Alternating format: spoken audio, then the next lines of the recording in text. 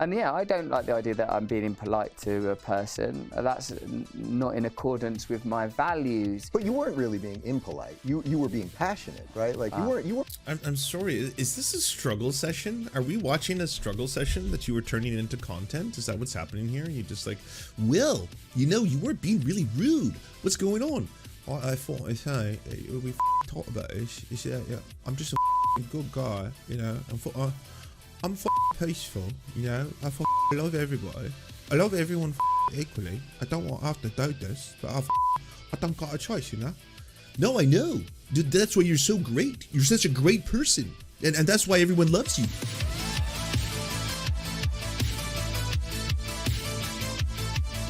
I was astonished that anybody is willing to go to the mat for that set of values anymore, but of course I know that people are. And yeah, I don't like the idea that I'm being impolite to a person. That's not in accordance with my values.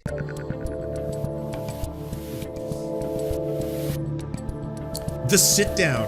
Oh All right, my. we're not doing a normal intro today. I think you might know this guy, Russell Brand. Welcome to the Rubin Report here in Locals in Miami on your This is so scuffed. What the fuck is going on with these edges, bruh? Like, look at this shit. Who did someone cut this out this morning and apply this? This is new and it's bad as fuck. Oh man, look at this. There is a bump. There's a bump. I swear to God. Okay, hold on. I'm being petty, okay? Because this motherfucker's already petty. This shit.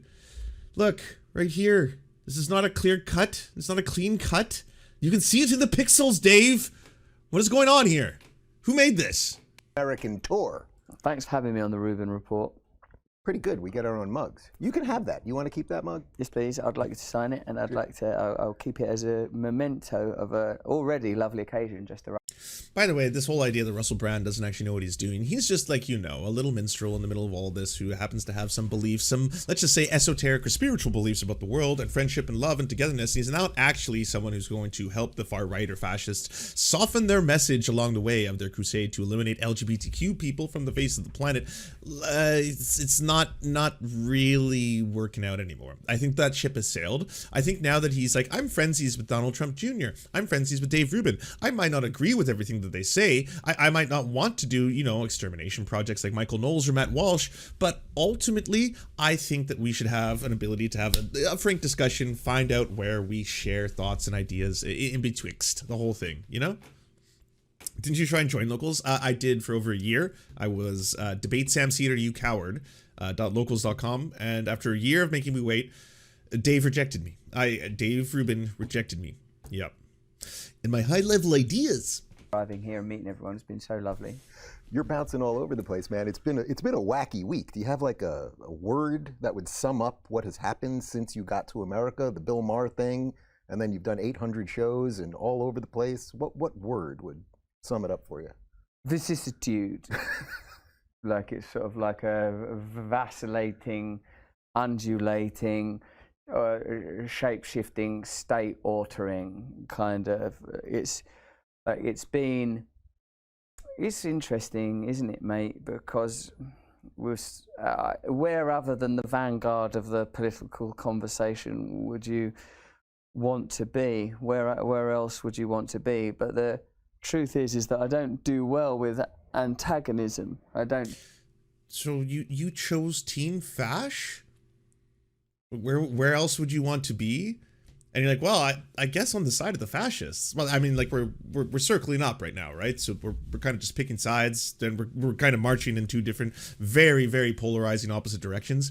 So yeah, the ones who don't want trans kids to exist and the whole, like, you know, women can't have control over the bodily autonomy. Yeah, the whole race and IQ, black people are predisposed to crime, even though that's not the case, all that kind of stuff. Yeah, indigenous people shouldn't have their land back. In fact, they should continue to be oppressed and genocide. That kind of thing, that side, okay. I mean, at least you are picking a side. No one can say you did not choose. Do well with it. I don't care for it much. The Fast and the Furious. I prize serenity very highly.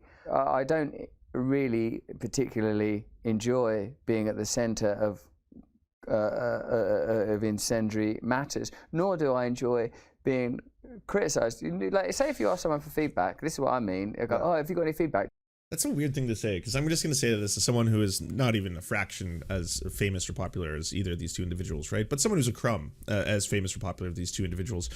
Yeah, there's a lot of elements of politics that obviously I despise. No one likes to have thousands of strangers tell you to, like, you know, unalive yourself, or thousands of strangers think things about you that you're like, that's not true, that's not who I am. That part sucks, obviously.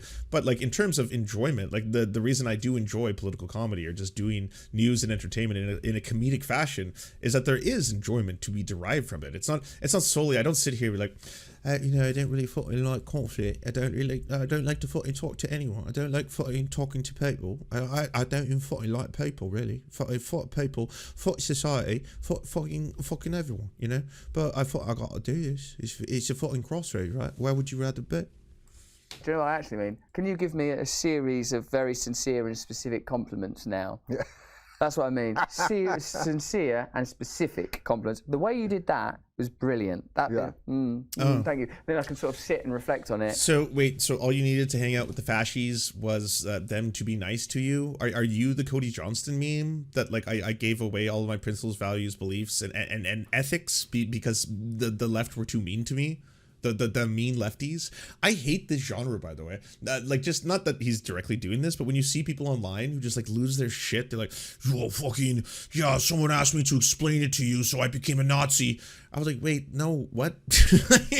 If you're on a journey of personal discovery, my dude, if someone's like, "Hey, by the way, could you please refer to me by the proper pronoun?" You're like, pronouns in bio. I'm a Nazi. Fuck it.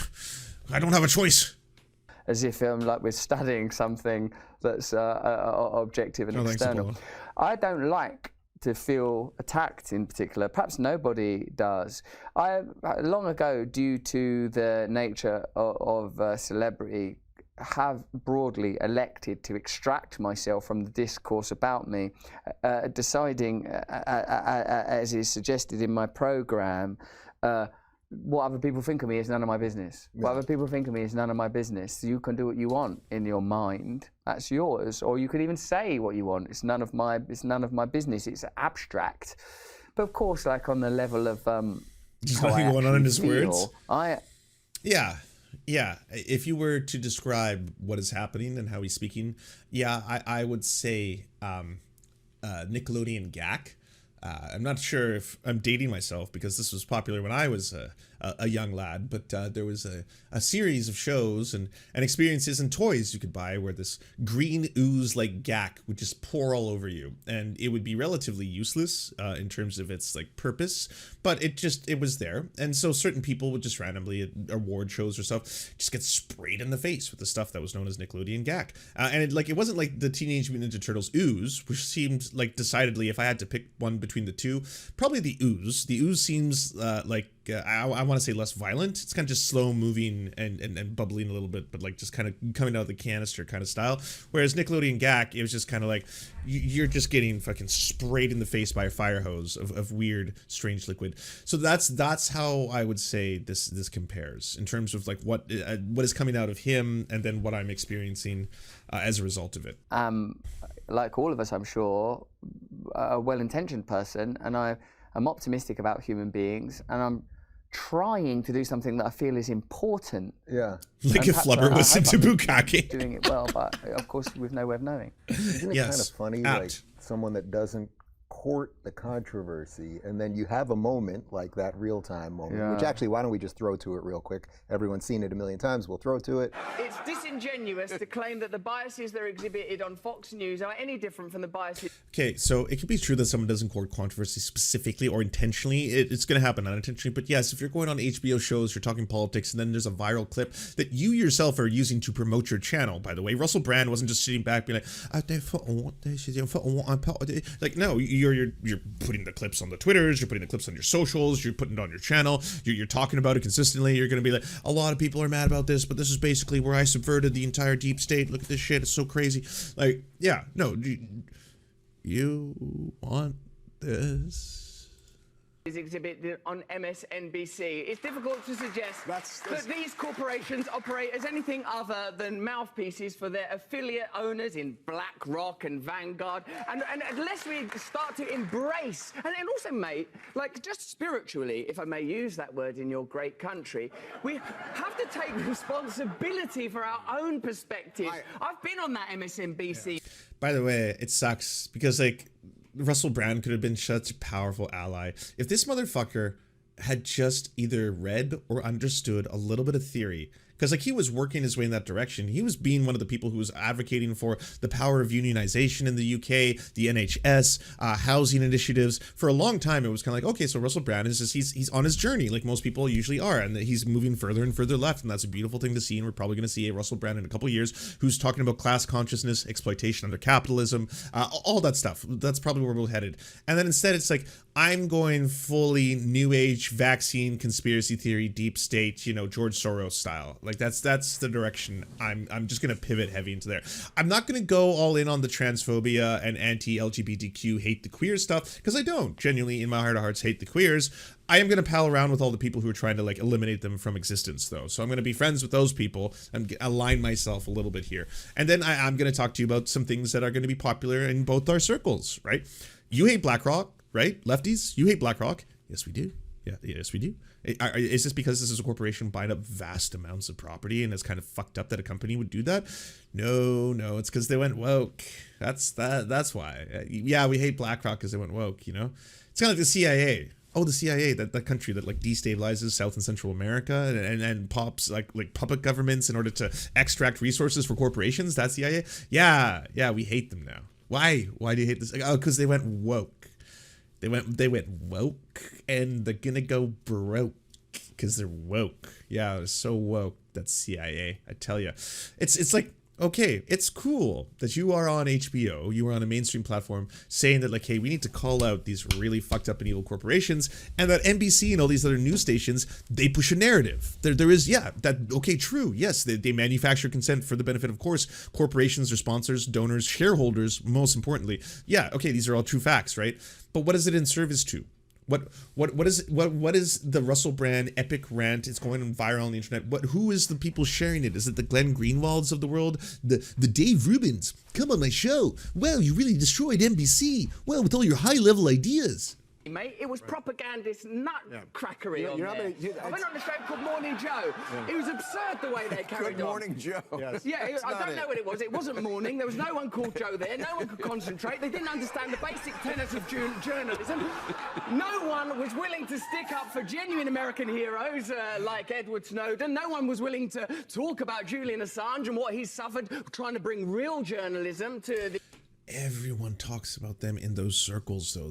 I feel like those are the only two names they know when we talk about the injustices towards journalists globally, even if they happen to be American citizens. Like, are they talking about that as much as they're talking about Jamal Khashoggi and what happened to him, right? And the freedom and justice that should be delivered to someone like that in terms of like, oh, we're just going to sit back and allow this cover-up to take place. And yeah, well, I mean, very powerful allies, you know, MBS. don't want to fuck that. Don't rock that boat. We're just stay away from that entire conversation entirely. Yeah. So, but we will consistently talk about these two white guys nonstop, over and over and over. The American people, and I think to sit within the castle of MSNBC throwing rocks at Fox News is ludicrous. My friend, make MSNBC better. The moment that you I give agree. a specific example, an actual example. Okay, I'll give you one. Wait, just wait. Wait. Just let him go. Just we need a specific example. How about a specific? Let me tell you what the specific I'd like to hear of. I'd like to hear a specific example, a provable specific example of an MSNBC correspondent or anchor being on television saying something they knew was false, and we're saying behind the scenes to people, I'm about to go out, and we know that the election. This is what pisses me off so much, that this is the viral moment.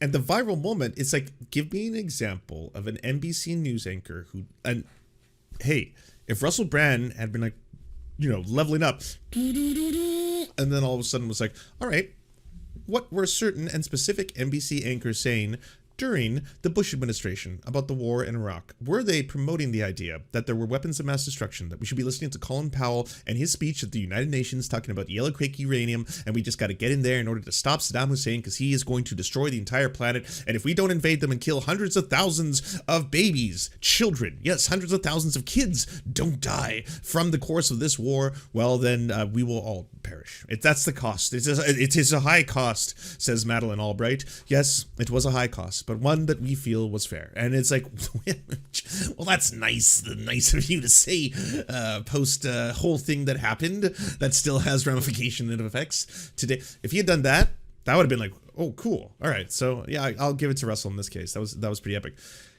Instead, he goes to CNN and Joe Rogan and the fucking horse-based.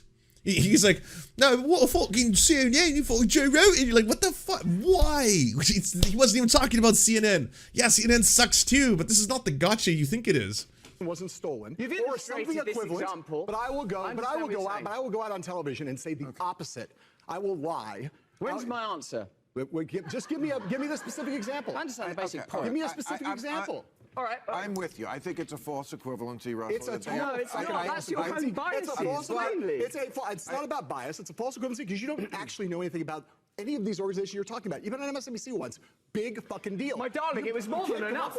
You can't come up with such a that. carry-on. You don't have a single actual fact. Do you want an example? Do you want an example? Yes. The ludicrous, outrageous criticisms of Joe Rogan around ivermectin, deliberately referring to it as a horse medicine when they know it's an... So that's not NBC. So CNN's a different company, different network. CNN also sucks, though. I mean, you could pull up examples of CNN if you were prompted to. Someone's like, hey, what do you think about ABC? And you're like, ABC? Well, let me just tell you about what HBO did the other day. And so, yeah, you're not really answering the question. You're kind of just being like, hey, well, this is outrageous. It happened to my buddy.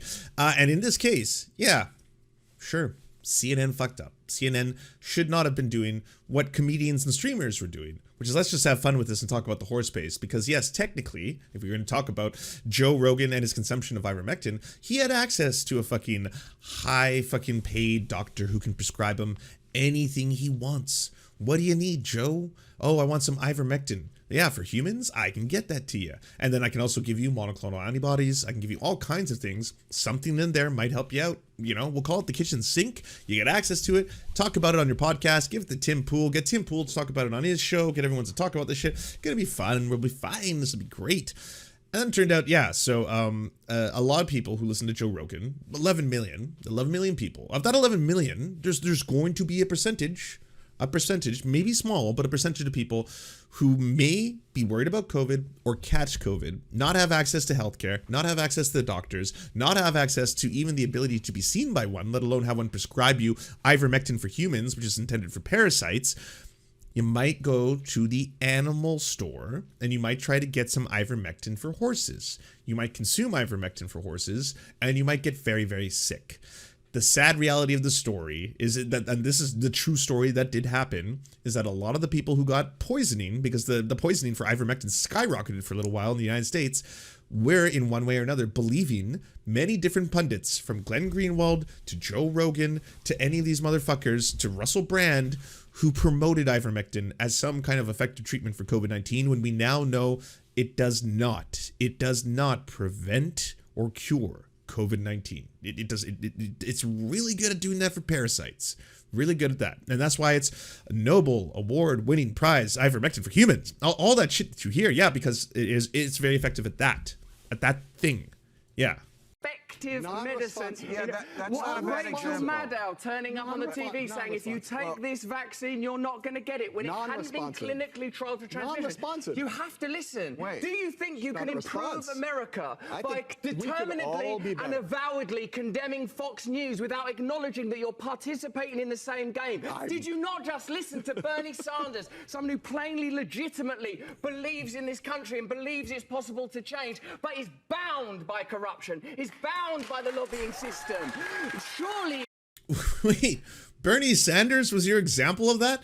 Don't get me wrong, Bernie does things I disagree with. What the fuck are you talking about? Bernie Sanders' entire thing was that he does not have super PACs. He does not have corporate donation. That's his whole brand. That's the thing that the rest of them try to emulate. It's like, hey, by the way, do you want to be like a Bernie Sanders style social democrat? You know, we're going to push for social democracy in America. It's like, cool. Yeah, we don't take corporate interests. We don't have super PACs. We're completely funded by the people. We do grassroots activism. That's the whole thing. What are you saying right now? Of all the politicians, you could talk about the president. That would make a lot more sense. You could talk about Chuck Schumer, Nancy Pelosi. There's really good, easy examples, dramatic examples. Nancy Pelosi owns stocks in things that she should have a conflict of interest with as a politician. Chuck Schumer takes huge amounts of money from Silicon Valley. That's super, super fucked up. He shouldn't be doing that, and then delaying legislation that could actually try and rein in the control and dictatorships that Silicon Valley has on the planet. But he's not because of the money.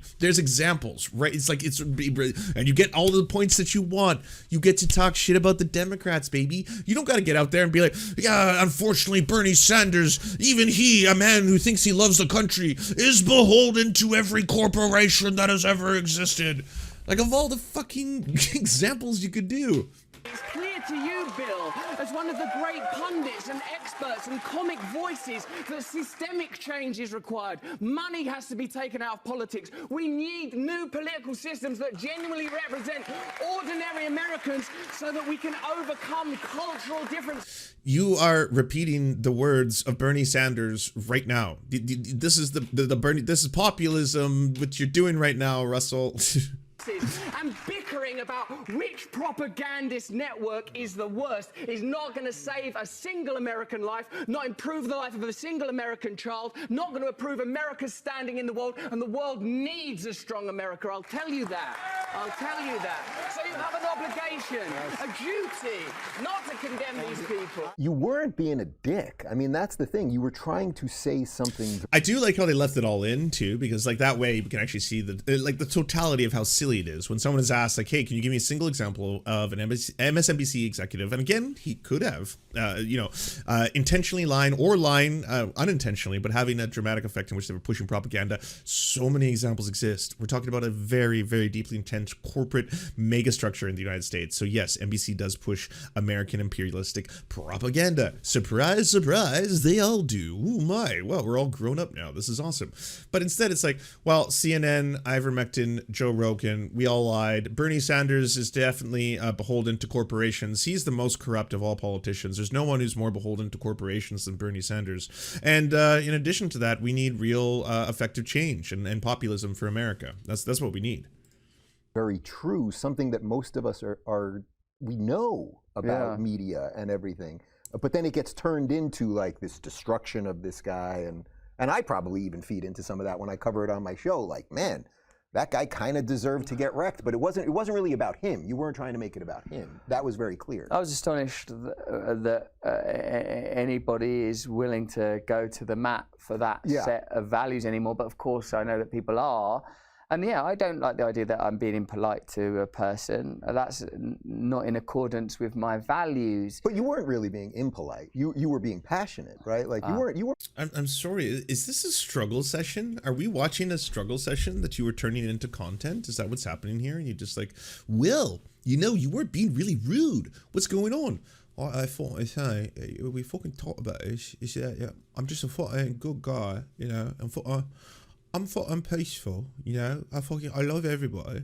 I love everyone equally. I don't want to have to do this, but I don't got a choice, No, I know. Dude, that's why you're so great. You're such a great person. And that's why everyone loves you. You weren't rude to him, I don't think. I think you were confident in what you were saying and it needed to be said. Yeah, I feel we can't move forward with the conversation from it happens in politics, doesn't it? When they say, oh well, this is only happening because the last administration done that, or this is because CNN or Fox News or whatever. It's like, well, why don't we focus on what we're contributing individually, or if we claim to be the representative of some sort of movement, class, culture, or advocacy group, it is circle jerking. Then we can look at how, if we claim to speak on behalf of them, and certainly I make no such claim, then we should look after ourselves and our own conduct. And because, as Gandhi said, I find I am such a sinner in my own life, I'm not confident when it comes.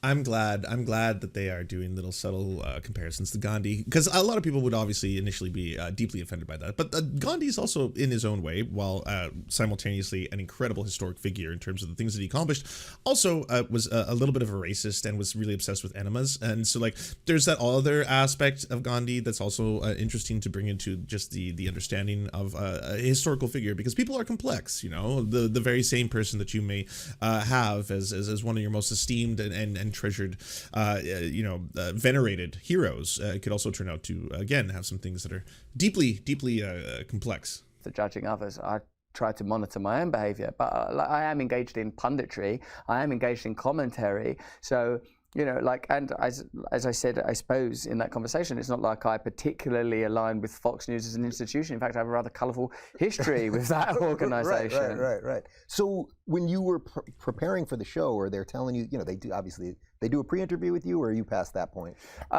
We kept trying to do it, but I kept not doing it. I kept not doing the pre-interview. Right, but you knew what the topics were going to be, right?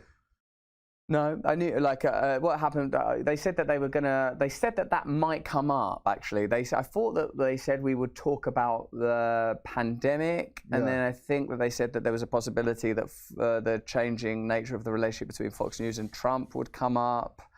And so I suppose it was within the orbit of that topic that the contretemps around the I'm not getting the locals. Between I've made peace with that. Neoliberal establishment media and neoconservative establishment media was discussed. Yeah, it was so interesting because when he was trying to get you, like, give me the one, right? Like, he was trying to give me. This is so boring. You had a layup. You had a viral moment. Why are you both on Ambien? It's hard to defend at this point. This is where I'm at, Dave. Why don't we now acknowledge that there are different ways of being a human and call a kind of truce? Oh, that sounds lovely. So wait, are you saying the right's gonna stop going after the queers? Is that what's about to happen? Is that the truce? Is the right going to stop going after women? Is that what about black people too? Are we getting like some kind of prison reform, abolition? What's going on here? Indigenous people and back? Is that what you're talking about? Like all of these things?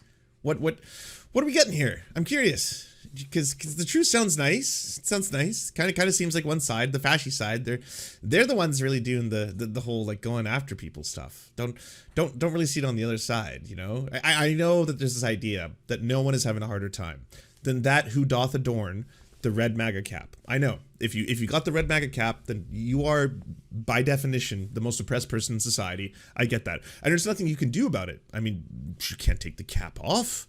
What, are you going to allow sunshine to hit your skin? No, don't do that. You keep the cap on.